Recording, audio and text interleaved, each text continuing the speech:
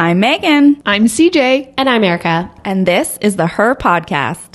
Okay, you guys, today it is a solo episode and we're so excited because we're putting our girl Erika in the hot seat. We are sharing and discussing all things ADHD, and you guys are so interested in this topic. Erika has recently come out and let us know that she has received an ADHD diagnosis, and we get to hear a little bit behind the scenes in what that diagnosis looked like for her, what the journey has been like, how she's discovered herself through this ADHD process, how it's changed relationships, how it's changed her marriage, her business, her work, how she structures her day, and why she thinks that ADHD is her superpower. You guys, there's so many tools and resources in this episode, so buckle up and let's go.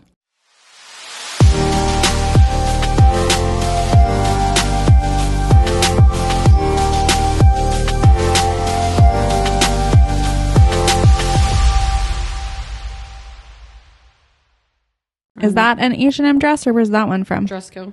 Oh. Can you tell, though, that my boobs are down here? Yes, I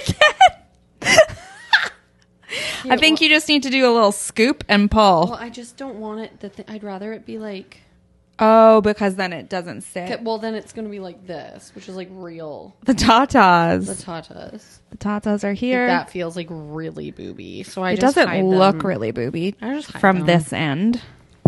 But I got the side view. I know. You got the side view. The side boob view. I don't even care Can you anymore. tell my boobs are down here? Can you tell my boobs? Do your boobs hang low? Do they wobble to and fro? Can you tie them in a knot? Can you tie them in a bow? Can you roll them over your shoulder like a continental soldier? Do your boobs hang low? Do do. What? All the things that are stored in our heads. And today we're talking about ADD. How fitting. What? You have ADHD? What? What? Where am I? What? What day Go is from it? one topic to the next Boobs on a blitz. and ADHD. No, I'm really excited today to sit down and put Erika a little bit in the hot seat again. Is it hot? Is it spicy? So spicy. It's spicy. No, because we have had Leah Tyree on. And she spoke about her ADHD diagnosis and journey. And if you guys haven't listened to that episode, you should go back and listen to it. It was a really, It's like episode 15 or something. great episode. Way in the archives. Yeah. And then I think on like some of our solos and obviously like on your own page, like we have now put it out in the public eye. Yes. That you have been diagnosed with ADHD. And so you've had people come forward and be like, hey, have you actually like sat down and shared your journey? Like, what did that look like for you?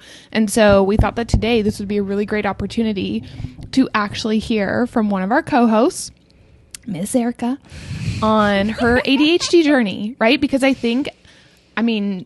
have witnessed, and I don't know if you guys would agree, but like a lot of people, not a lot of people, I don't want to make a blanket statement, but it is more so coming out in the forefront that people are being diagnosed with ADHD, and specifically women, because that diagnosis can look different. And I think a little bit later in life, finding it out. And so I think that there is a slew of people who are like, do I have that? What does that look like? You know, what are the stigmas that come with that?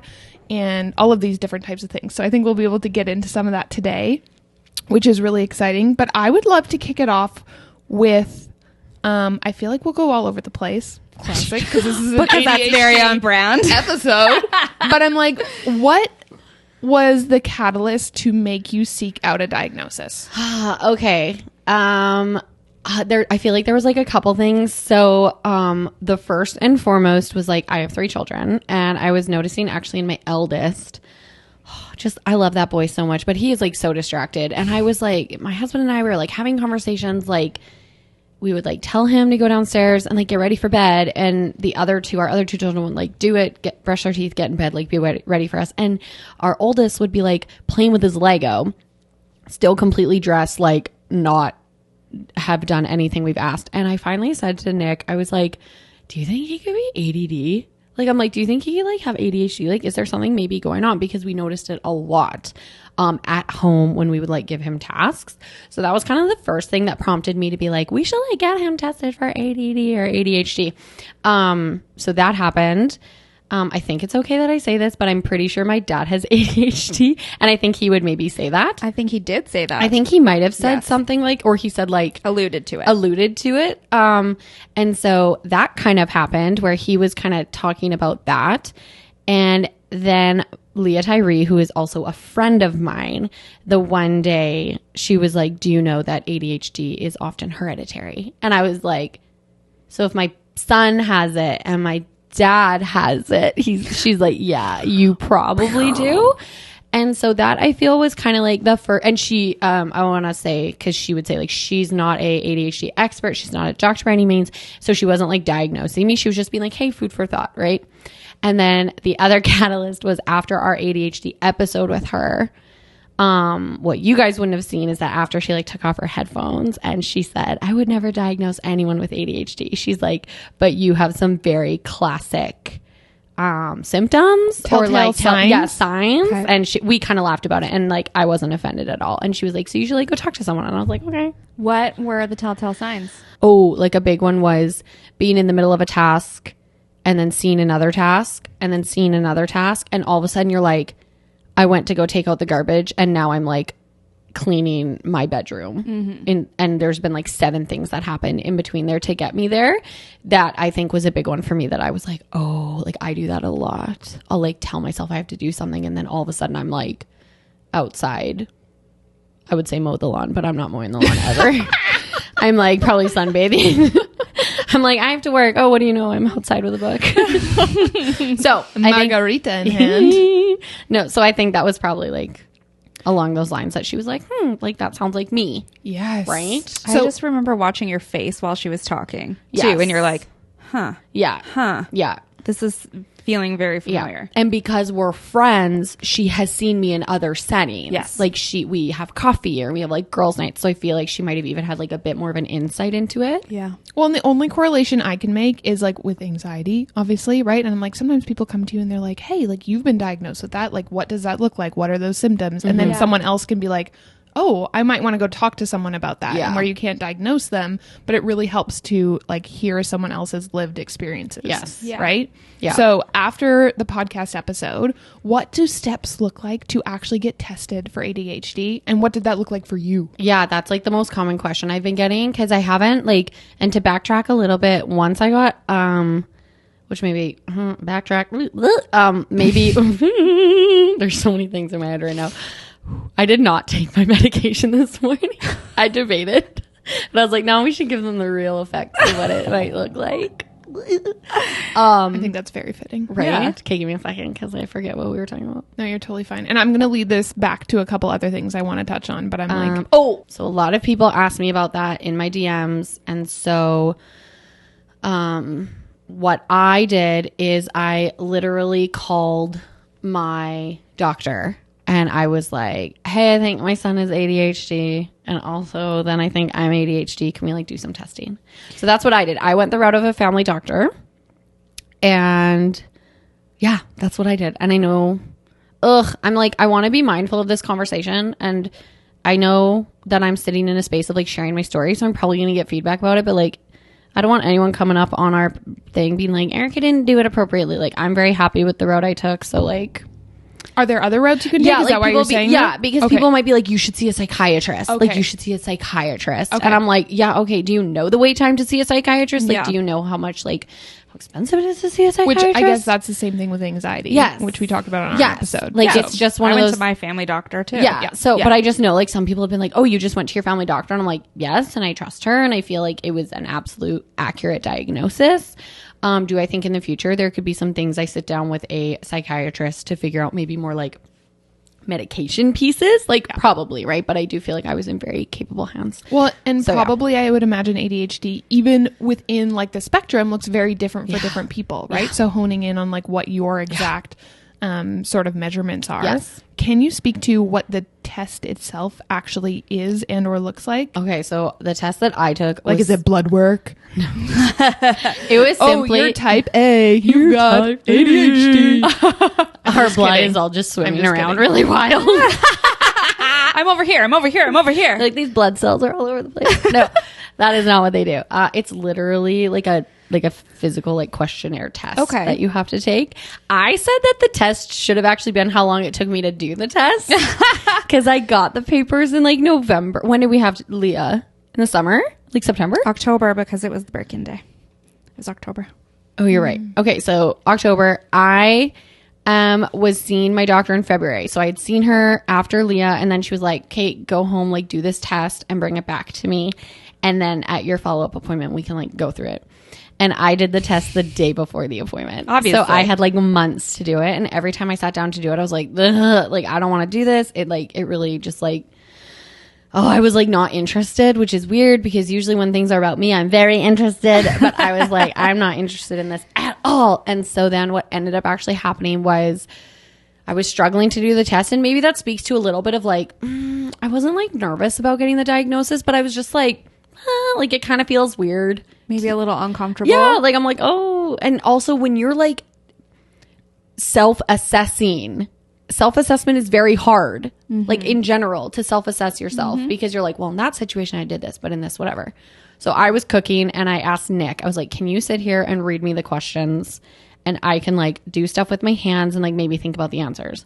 So that's what we did. And he like answered some. And then there was a couple where he would literally be like, oh my gosh. And he would just like circle it I was for going to me. say, did Nick just like fill it out? Yeah, like some of the questions were like, do you often like lose your car keys around the house? And Nick was like, good grief, or like my phone. Like there were some that he was like, there is no question in my mind. And so then when I took it to my doctor, she like assessed it and just like looked at me and she's like, well, I think this is pretty damning. And she was saying it in like a joking way. Yeah, like yeah. she's like, okay, like we know like this is definitely what's happening here.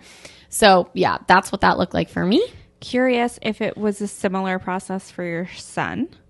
Yeah, my son's assessment was the same. The only difference is they actually call on, so he can't do it. Like Right. we do it as parents, and then their teacher does it Okay. as well. And so my son actually came back with a negative ADHD diagnosis, which I am still on the fence about. I think some of the, how do I put this? In his class right now, there's a lot of boys who are very rambunctious. So I think Nate might not look like he's distracted when he is. Got it. Because the attention of the teacher might have to be on other children right now. And I'm not faulting the teacher. I'm just saying like, also what we know about ADHD is like if someone's really interested in something, then they're going to be like focused on it. So he actually really loves school. Yeah. So at home, he's like space cadet up in Mars. But at school, I think he's actually focused because he really likes it.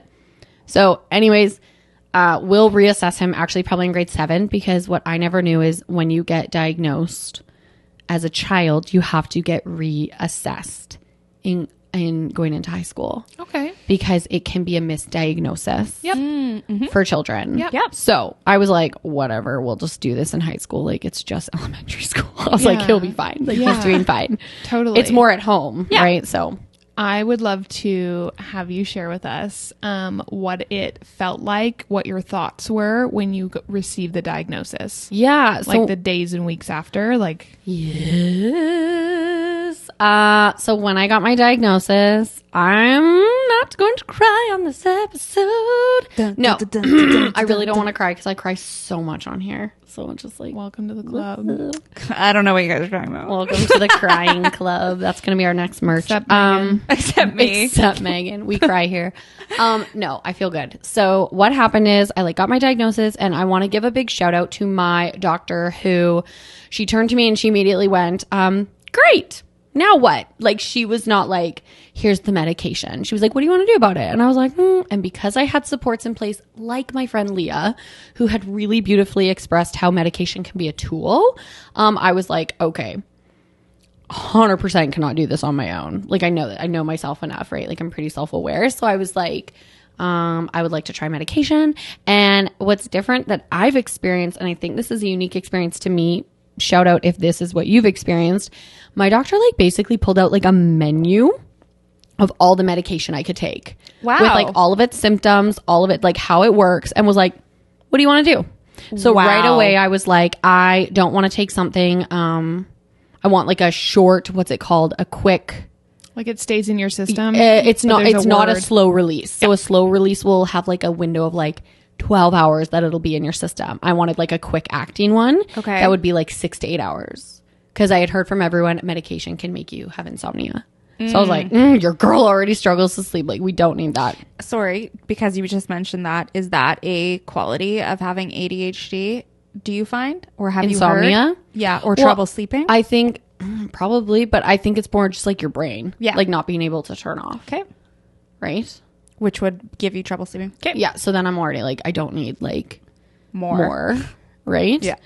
And so she like brought out this menu and I was like, well, I don't want to have to take it every day. So I don't want it to be a medication that you have to like continually take for it to work in your system. So that narrowed it down right away. And I was like, and I want like a 6 to 8 window, and it narrowed it down to like 3. So the medication that you chose to use, you can use Whenever I want. Like how I said I didn't take it today, I could take it tomorrow and it'll work.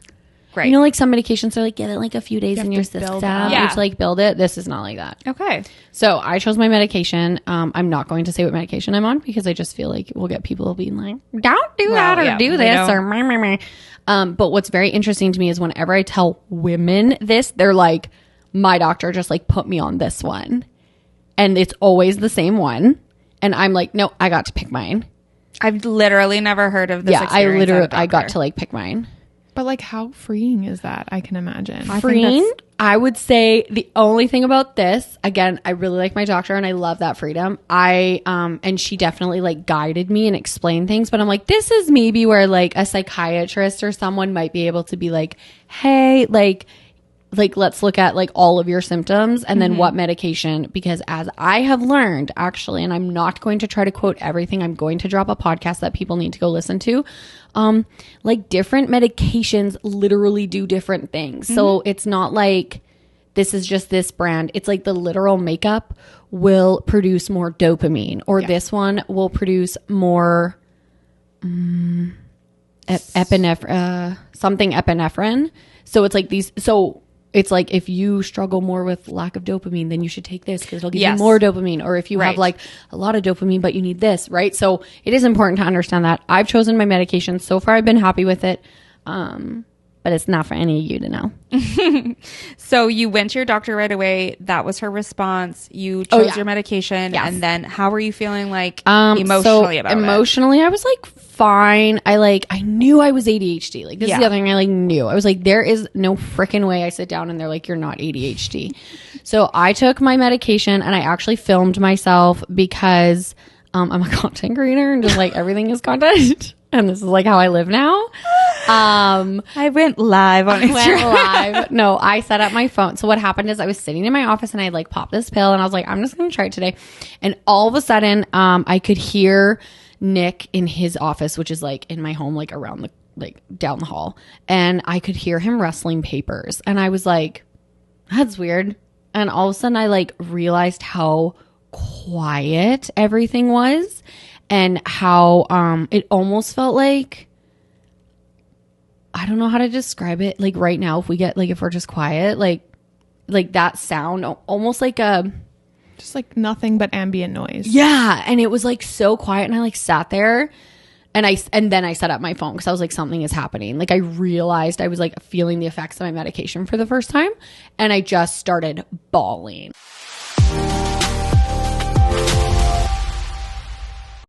Hey friends, it's CJ here. I need to let you in on a secret.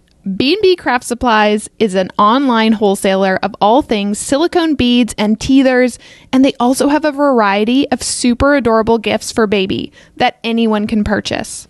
B&B Craft Supplies offers a great gift selection of silicone bibs, bowls, and mats, educational toys like puzzles and stacking cups, and a huge variety of adorable silicone teethers.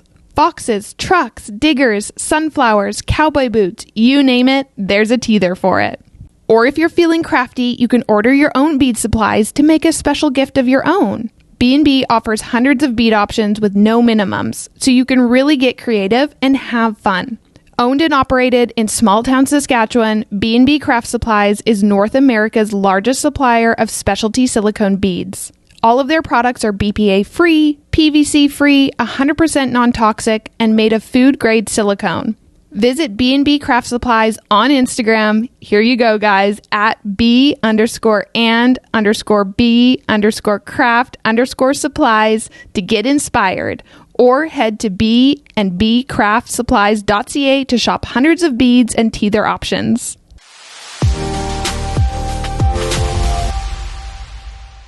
Like, I was just bawling, and I was like, oh my gosh, like, I could like hear Nick like doing things in his office, and I was like, I've never noticed him in the house before. And I was like, is this how quiet it is? And then he came in, and I was like crying, and he's like, are you okay? And I'm like, is this how quiet it is in your head? And he was like, are you okay? And I was like, no. And I started to have just like a very real, I don't know. I think I probably had, like, it was such a relief to get the diagnosis. You're okay. I know. It's just I don't want to cry again because it's just me crying all the time. No, but it's this means that we're talking about things that we're hitting the core and that we're passionate about. And that's important to share about those things if you feel. Yeah. Just like think about like you're crying the tears I don't cry. You have mine and yours that you're responsible CJ's for. And all of our guests. No, what I think happened is, so I was like very emotional with Nick, and I just said to him, I've spent my entire life thinking I'm stupid. And I know that'll be maybe a surprise to some people because I like own a business, and like we're like co-own a business, and I've owned other businesses, and I've like successfully sold a business, and I've done all these things. But I think I lived my life really thinking I was dumb and really thinking I was like never gonna amount to anything, and like I was just gonna coast my whole life. And I think that was messaging fed to me as well by people in my life. And so I had this moment of being like, I think what was happening in that moment is I was like grieving for the kid I was, and I was like, oh, like she never stood a chance. Like when you don't know this about yourself, and I look back and I'm like, I was not a child. Like when I told my mom, she was like, how could this get missed? And I'm like, well, what we know about girls is girls mask a lot better. Like girls know how to like sit in a classroom and take their notes while their brain is a million miles away. And that was my experience. And so I think what happened after when I got my diagnosis is I was almost like having flashbacks to like, I remember like looking at, in our school, we had this like photo board with like gold, silver, bronze, what is it called? Honor roll. And like I never made it onto the honor roll, like at maybe once in a while when it was like, I don't know, really good year with a good teacher. So I was like, I was never going to make it on the honor roll. And I'm not knocking the, like, I don't want teachers to come out of the woodworks and be like, you're knocking teachers. But I'm like, I 100% was not set up for success in the traditional teaching sense of like sit in a desk and learn. That is not how I learn. And so I had one teacher who was a really amazing. Shout out to Miss Nelson, who I think didn't know I was ADHD, but definitely saw in me a different way of learning. And she really like helped me get through things. But I think getting the diagnosis just made me be like, holy cow, like I was never going to be a 90s student. Like I was never going to enjoy university. And I didn't understand why. Like I didn't understand because I would sit there and I'd be like learning about freaking bio and chemistry and what is it called when you like balance like equations with, or like balance like H2O equals like chemistry, like stuff like that, whatever. And I can remember like sitting there, and this one time my teacher like literally, it was like I would stay with her after class and we would go over it, and one day she just looked at me and she's like, I think you're just not gonna get this. And I was like, I think you're right. And it wasn't malicious. I think she was literally like, girl, you're done. Like you have put in the work and you're just going to fail this. And I was like, yeah. And also like, who needs that crap? But like, certainly not us, because we don't even remember what it's called. But we use chemistry every day in this podcast. So I think my experience was grieving for the child that didn't know who she was, really thought little of herself, couldn't understand why she wasn't getting good grades when I would like put in all the effort to like try to learn, and then it would like fly out of my head. So it was freeing in a way, because I look back on my life and I'm like, oh my gosh, that's like why I did the things I did, or why I didn't do the things I did, if that makes sense. But then that grief came along with it. Yeah, that grief came along. I think there was like a bit of anger for a little bit about like, and in our day and age, air quotes, because we're not that old, but I think classic, when we think ADHD, we think of like the boy in the class who can't sit still. And that was not me. Yeah. I was not a bad kid. I was a loud kid. Yeah. right? I did a lot of different things, and my dad actually alluded to it in his episode where he was like, Erika just wanted to do all the things. And he even said, due to recent things you've learned about yourself, which is what he was alluding to, and he didn't want to disclose yet because I hadn't. But I think my parents have probably been like, oh, this is why Erika would start gymnastics and then quit, or would start this and then quit. And I think at the time, it's very safe to say that the narrative in my family was Erika quits everything. And so when you live with that and you're like, why can't I stick with anything? There's now this internal pressure of like, I better stick with things even when I resonate I don't with want to that do it. a lot, because I feel like that's, and you may as well, a similar feeling of anxiety to try things and then not, like, for different reasons. Yes. But like to try something and then not follow through with it, or to quit it or whatever. And it is that very much that narrative that gets put on people. Oh, you're just quitting it, or like you never follow through, or you have such great ideas and no follow through, but without that, like, taking the time to understand the why. Yeah, absolutely. Well, and I think now you've kind of walked us through how that felt for you, or through the lens of looking back on your childhood. I'm curious now how it has shifted your perspective on your current reality and like your day to day, you know, being a mom, being a business owner, being a wife, like just doing all the normal content creator, all the normal things that you do, how that has sort of, you've leaned in to be like, okay, like what does this actually mean for me? Like how can I harness this possibly? And how can I tweak things to actually set myself up for success? Yeah. So that's the other thing when we were like talking about what we should do for a solo episode. I had it in my head. I was like, oh, we can talk about my ADHD, but what really spurred me, and I'm not going to say obviously who, but I had a follower message and reach out and was like, when are you going to share your story? And they were like, I've been diagnosed with ADHD and no, like very few people know, and I want to keep it that way. And I was like, oh, like people are ashamed of this. And I will say, like, I have people in my life I've told I've been diagnosed, and their immediate reaction is maybe the diagnosis is wrong.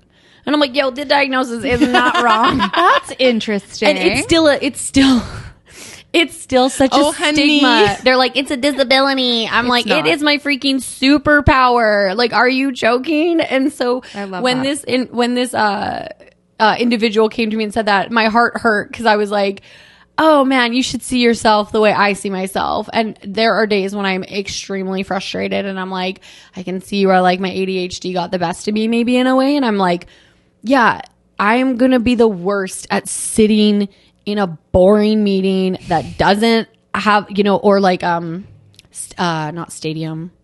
Like, you know, in like university when it'd be like 100 kids. Oh yeah. Like in that setting, Oh my gosh, I promise you I'll fail. Like I promise I won't do well. I don't do well with like organization for the most part. Yeah. I don't do well with, like keeping things on track. Like, yes, that is not my superpower. But what I've realized is in my day to day and in my creativity space, it's like magic. And I can do so many things other people can't do because of how my brain functions. And I think a message, and I know I'm going to we haven't pre-talked that I'm going to say this, but so the one day I was saying to CJ, I'm like, you know, people think ADHD is like this disability and they're like, oh, they can't do that. They can't, you know, they struggle to pay attention.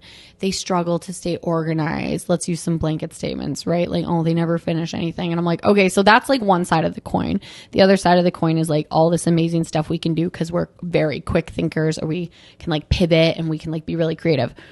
But like no one talks about the fact that I'm like, okay, so I have a business partner. We're very opposite. Type A, like very organized, which I think is an absolute strength, but put that person in a situation where they need to pivot. And I'm not blanking saying like CJ can't pivot, because she can, because she's my business partner. So she like has had to learn to.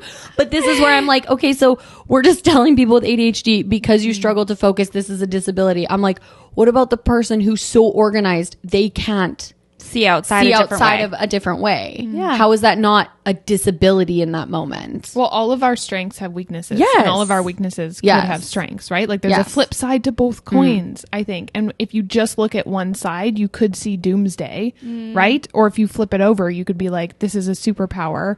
And I think the other thing is we always want what other people have. And I don't think that's necessarily a bad thing, but I think for myself specifically, as I've gotten older, I've been trying to lean into what is my uniqueness and what are the people around me's uniqueness, right? And rather than being like, oh, they need to change or I need to change, I'm like, let's work together, right? Yeah. So like in our business, I'm like, Erika has this phenomenal brain and this creativity, and I'm like, let's harness that to go places, right? And that's an amazing experience for us. Well, and it's only a disability when you're like, and again, I hate that. I do not hate the word disability. I hate that like people would be like, Erika, oh, I'm so sorry, you're ADHD. I'm like, I can do so many cool things, and I can like, my brain, yes. Can it be a problem when I need to be quiet and calm and still and focused on editing a podcast? Yes. Well, that's where my tool of medication comes in. But when I go to a photo shoot, I promise you I haven't taken my medication because I'm like, this is where you're going to see all of this magic come out.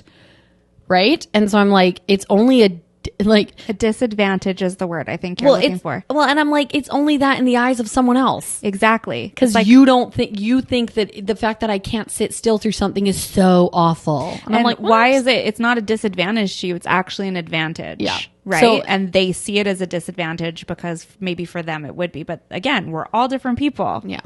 Well, and I think the reason it's like, and I'm not here to sit here and be like, this shouldn't be a disability or like whatever. But I'm like, it's because we had kids in school who couldn't sit still and was disruptive. Yes. Yeah. And so I was having a conversation with a fellow mom at school the other day about ADHD. And I said, I know so many people, women who are being diagnosed in their late 20s, early 30s.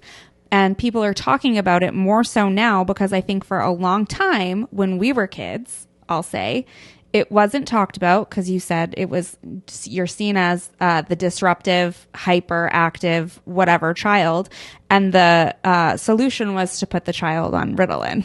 Yes. Right. And so I think people feel safe enough now to say and talk about it and realize it's not a disadvantage. I love so much that you call it a superpower. Well, it is. And I would say that CJ being extremely organized and keeping everything on track for us and building systems in our business is a superpower. Like, again, I'm not trying to be like, we all have superpowers. But we do. But, everyone's looks different. I don't know. I'm just like, I will not look at my ADHD diagnosis as a problem. I do not also view it as a crutch. Like, I don't think getting diagnosed with ADHD means I get to be this way. Like, I get to now just be like, CJ, I'm like, didn't get it done because I have ADHD. No, you still got to be held accountable to your stuff. But now I know how to find systems so that it's not as painful for me. Which I'm like, can you lean into that? Because I think whether it's like an ADHD diagnosis or an anxiety diagnosis or any other diagnosis, sometimes people can view things now as something that is holding them back and as a crutch. And I think you've done a really good job to be like, what is my responsibility here? And what piece of ownership do I need to take? I have another question for you though.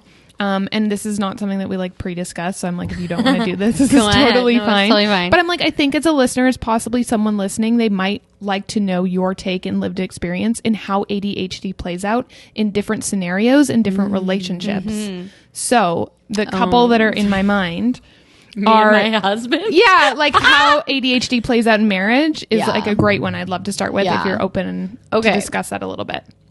Sorry, Nick, for anything I'm about to say, if I put you on blast a little bit. No, this is what I've experienced. And I didn't know it until my diagnosis. But here's a prime example of a way that my ADHD impacts the way that Nick and I interact. So I'm doing my hair in the morning. I'm curling it. I'm looking at myself in the mirror while having like a show on. Okay. So not only am I like totally distracted by how cute I am in the mirror. Obvi. I'm distracted by like, don't burn yourself because I'm curling my hair, and I like have like show on, and he comes by and he's talking to me and he's like, Charlie Brown, the teacher. Like, he comes by and I know that he has said something. Like he has said something. I have heard what he has said, but I have not listened to what he has said. So he has said something about the credit card. Like we got a new credit card, and I heard him say, I switched the credit card on Amazon. So I put the new number on Amazon. I was like, great. And I like keep going on. Well, I go to leave the house and I yell out, hey, so for the credit card, did you put it on, I don't remember what it was, but like Apple. And he literally like is so mad. And he's like, oh, I told you I did that. And I was like, no, you didn't. You told me about Amazon. And I'm like, you walked in and you said this about Amazon. He's like, I also said, here's all the things I've done with it. Like, here's all the ways I've changed it. But I only heard Amazon.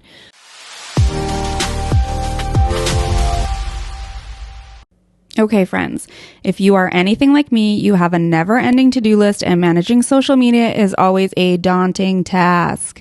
Let's be honest, as a business owner, social media can be a full-time job. It's time-consuming, ever-changing, and can also be overwhelming.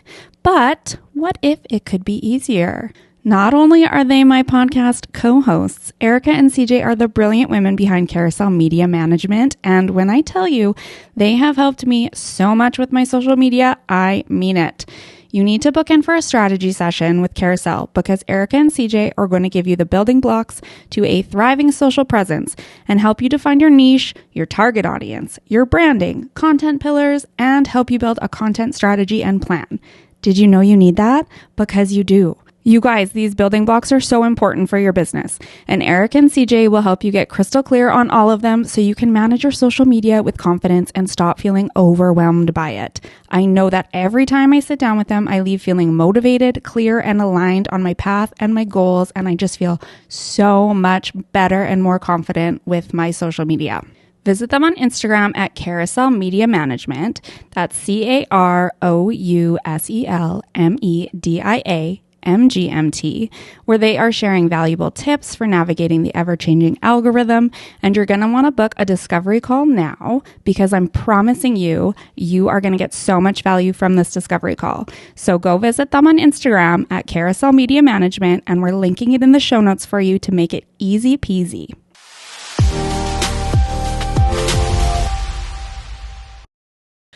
So we got into this really explosive fight that day. I actually think CJ was there. CJ slunk out the back literally door. like, I was like so mad because I was like, you didn't say it. And like, we're like facing off. Well, then I like take some time to like think about things. And I'm like, I bet he said it. And I bet I just like didn't hear it. So I had to really explain to him, like, if you want me to hear you and to listen to you, I need you to get my attention. Yeah. So I need you to be like, hey, Erika, I need to talk to you. Pause the show and turn and look at me. Yeah. And most likely put down what's in my hand. Mm-hmm. So I have expressed to him before. So that's something I communicated to him. I've now had to remind him sometimes. I'm like, you can't yell at me from your office. You can't yell. And when I say yell, I mean he's like calling to me. He's not yelling at me. It's It's like a drive-by request. It's literally like he'll be like, hey, blah, blah, blah, from in the hallway. And I will answer because I probably have heard it, but I haven't cognitively like absorbed it. So I have started to communicate with him like, I need you to like stop, make me look at you. Maybe this sounds like a painful process, and most likely put down what's in my hand, because I said to him, I'm guaranteeing you right now, if my phone is in my hands, I'm not listening to you. Like, I don't care if I'm looking at you. I am probably over here. Yeah. So I equally have to go, I need to put down my phone, or I need to communicate. I can't do this right now because my brain is totally right here.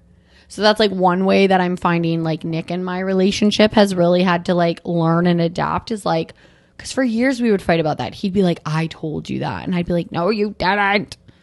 And in my head, I'm like, did he? Did you?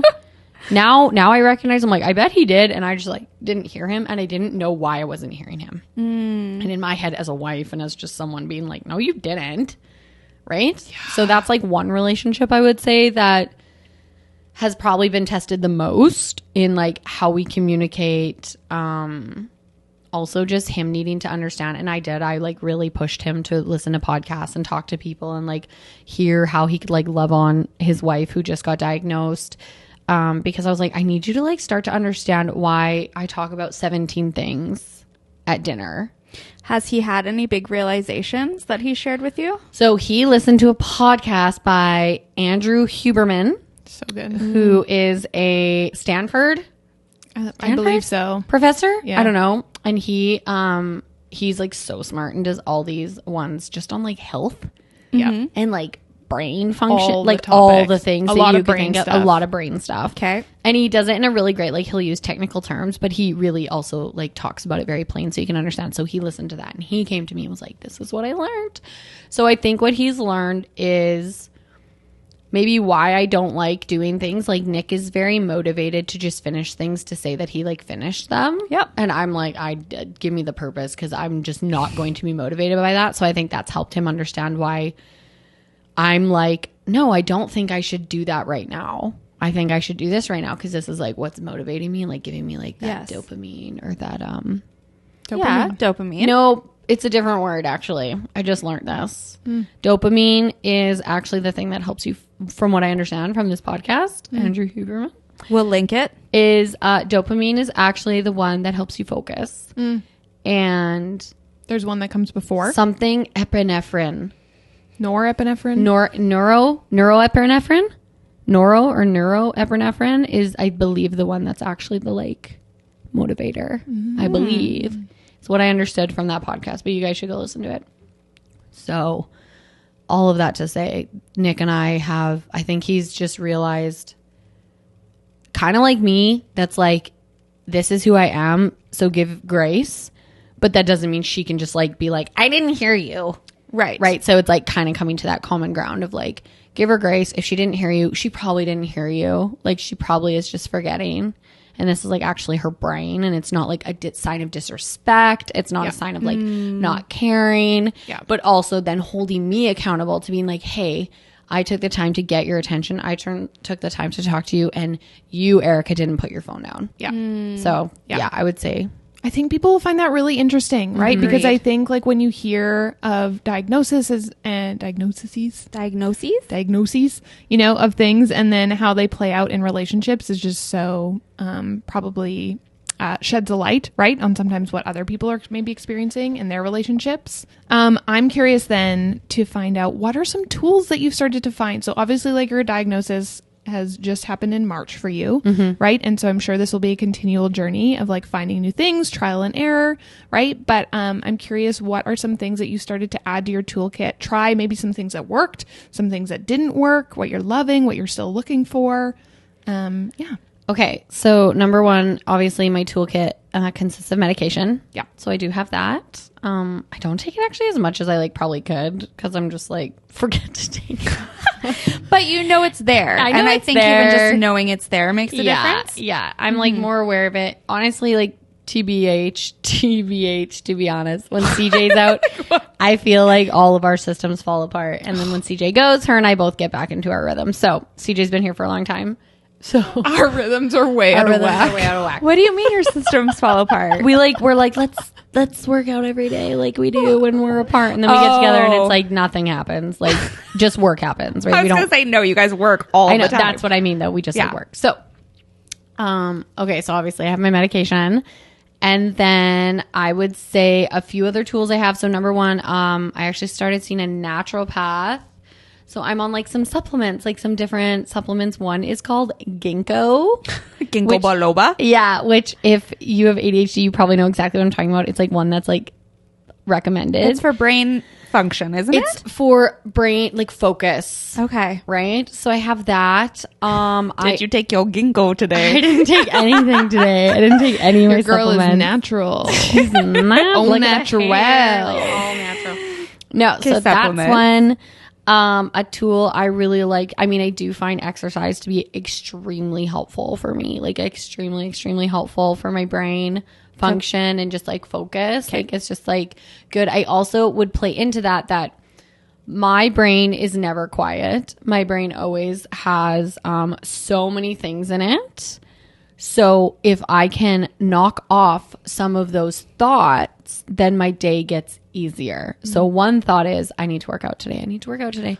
Now I'm sure people are going to be like, you have an unhealthy relationship with fitness. Probably. But you know, it's like one of those like constant Thanks, thoughts. Susan. But you know, people are going to be like, your brain shouldn't be consumed with working out. I'm like, okay, it is though. And I'm just not going to go there right now. But like, so one thing I'm like, if I can like knock some of these things off my list, then like my brain won't think about them anymore. And I do actually notice those days, like when I work out in the morning, I actually notice my day gets quieter because I'm not constantly being like, oh, I should work out. Should I work out now? No, I should. And it's almost like that this is a prime example of my brain like trying to calculate like, well, if I want to do a half-hour workout, like, should I work out now? No, okay, I'm about to hop on a call for her. Oh, wait, but what about after school? Ooh, but the kids have baseball. So it's like a constant problem solving. Yes.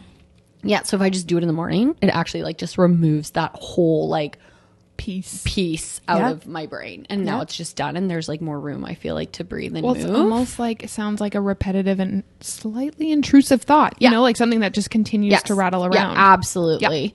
Yep. So working out is really good for me. I'm a big fan of working with brown noise on. What is brown noise? Brown noise is like, so you know, white noise? I don't know. It's like a different, like, what would be the term? Frequency, which is supposed to be good for people with ADHD. So white noise is just like...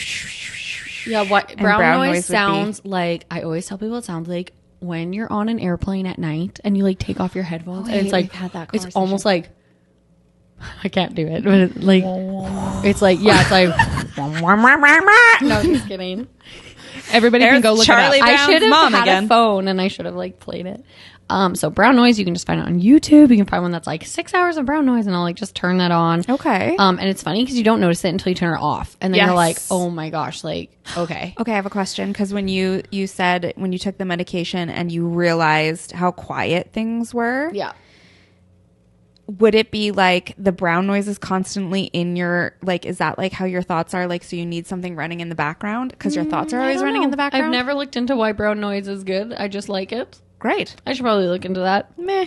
But it's probably to some extent like calming to be able to have, you know, because I know Ben with his ADHD to have something in the background. Yeah. But I'm sure like the frequency probably, like whatever frequency it probably is helpful. Yeah. But then I think it might quiet. I would imagine. I am not a doctor. Yes. I think it like quiets all the thoughts. Okay. Yes. And helps you focus. Yeah. Because I think what happens with me is in the quiet, I hear everything. But when the brown noise happens, I'm almost like focused on that instead of everything else. So brown noise is really great. Other tools, and these are just like basic, but I don't care. Like basic lists is good. Like I'm like, I just find if I think of something, I need to write it down, or it'll play in my head all day, and it'll be like, don't forget, don't forget, don't forget. So if I just can like embrace being like, I need to write this down, and like I need to write this down, and I need to get it out of my head that I will ever remember. Like I will literally be like, I'll remember, and then I'm like, why do I say that? Like I just won't. And so writing down lists. Literally yesterday, I like told Erika something. I was like, Erika, you need to remember, help me. I'm trying to remember something for tomorrow. And she like looked at me and she's like, we all know that's not going to happen. She's like, put an alarm in. I was like, yes. I said I can't be responsible for that. Yeah. Like I just can't.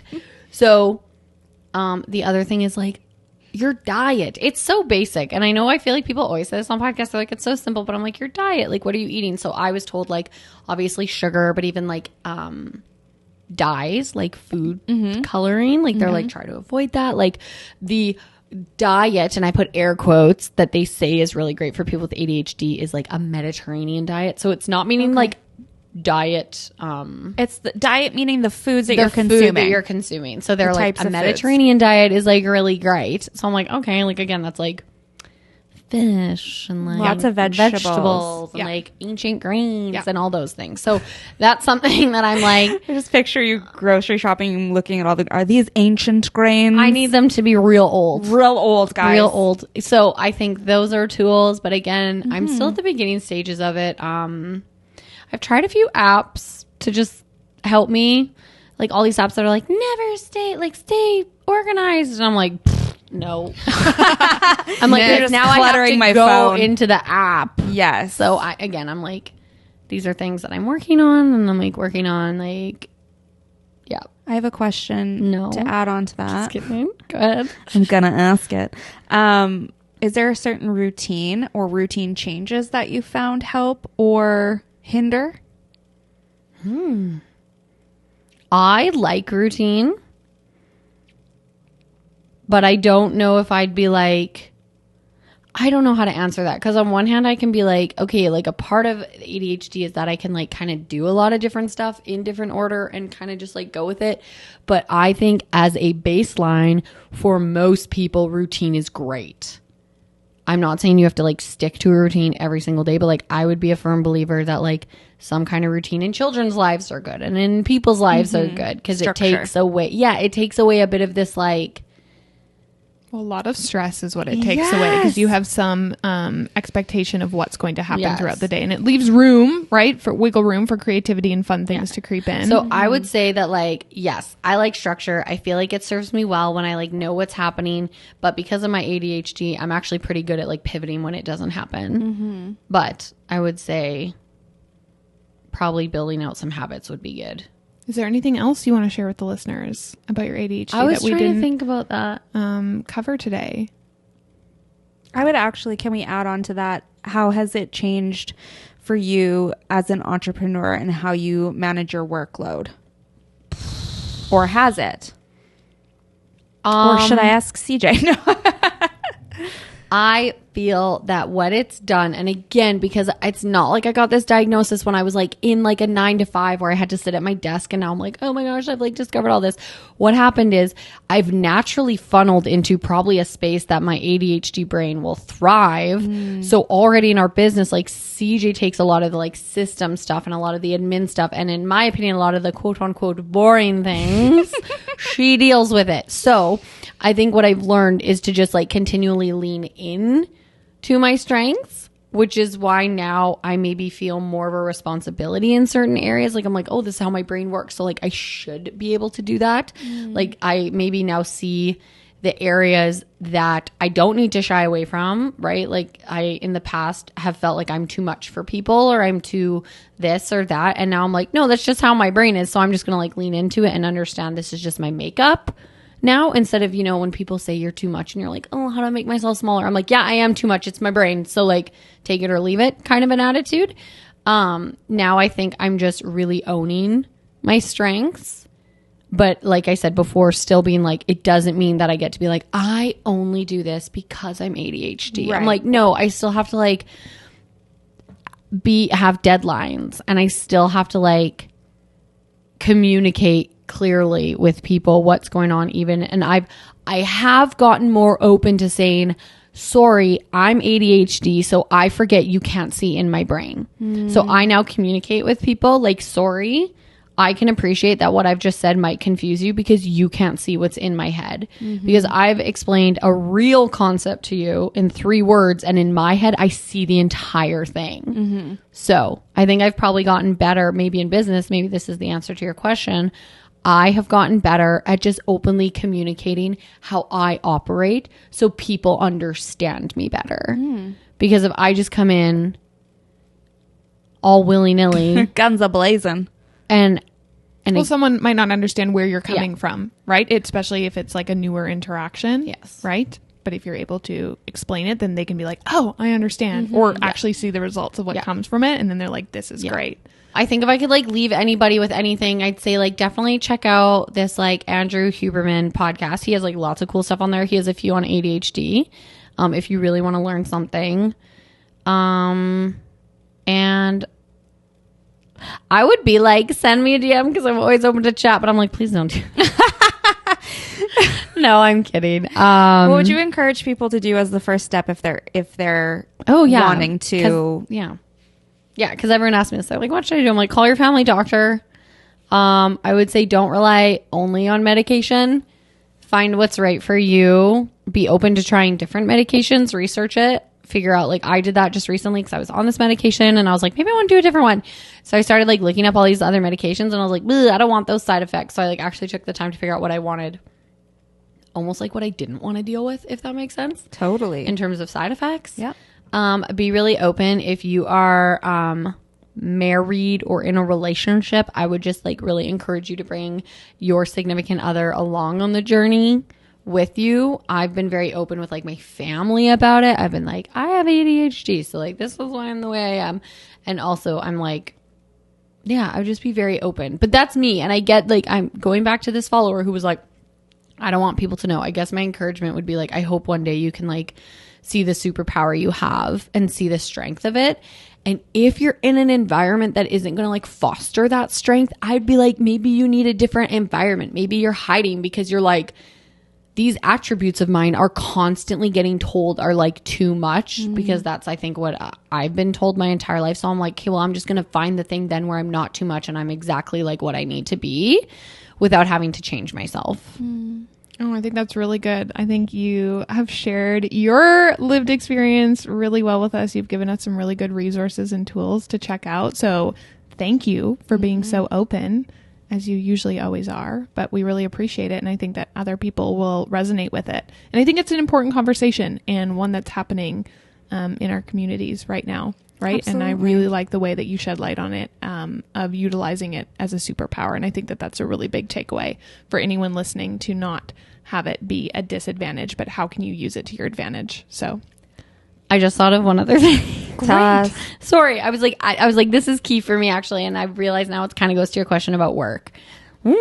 Is so something that has helped me in my work life, and probably now even just in life with my ADHD.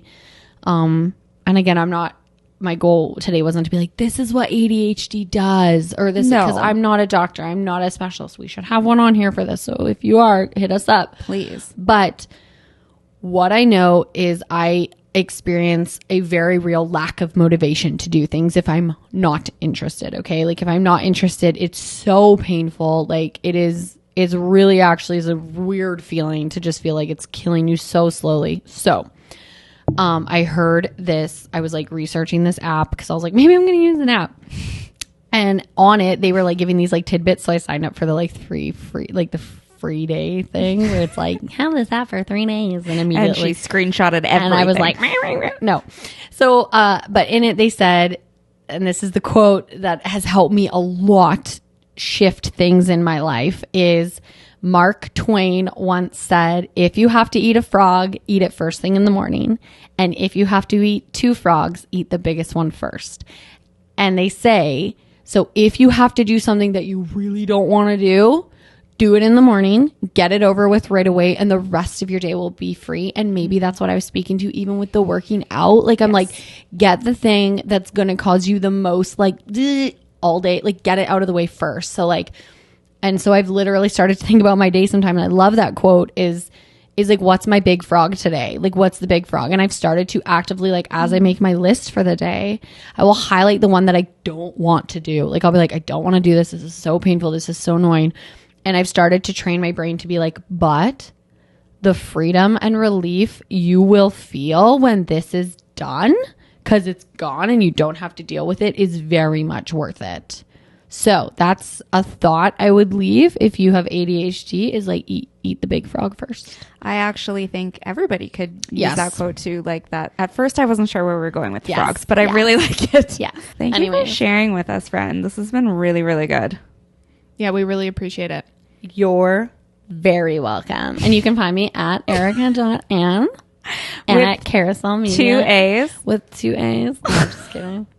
And at It's Her Podcast. And It's Her Podcast. Come and hang out. Thank you, everyone, for joining us on this episode of the Her Podcast. If you want to follow along with us, you can find us on Instagram and TikTok at its.her.podcast. We can't wait to see you there. Bye. Bye. Adios.